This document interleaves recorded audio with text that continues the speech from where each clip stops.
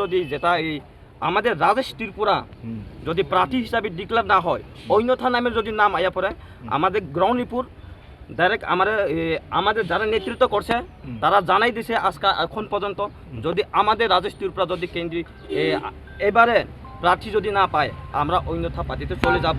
এইভাবে গ্রাউন্ডলিপুর আমরা পাঠাইছে, এই লাগিয়ে এখন আমরা এই প্রেস মিটটা করার লাগছে।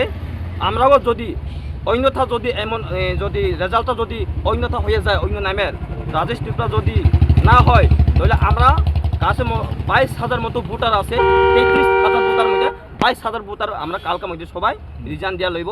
আমরা কোনখানে ভোট দিব এটা পরে আমরা সিদ্ধান্ত নেব। কত নম্বর কনস্টিটিউয়েন্সি? কত নম্বর? 24 আই বিলিভ কনস্টিটিউয়েন্সি। তোমরা মহারাজের সঙ্গে কথা হয়েছে না এই বিষয়ে? আমি আগে মহারাজ সাথে 10 থেকে মানে 9 তারিখ আগের থেকে আমি 2-3 বার মহারাজ সাথে কথা কইছি, পাবলিক রিপোর্ট দেওয়ার লাগিয়া।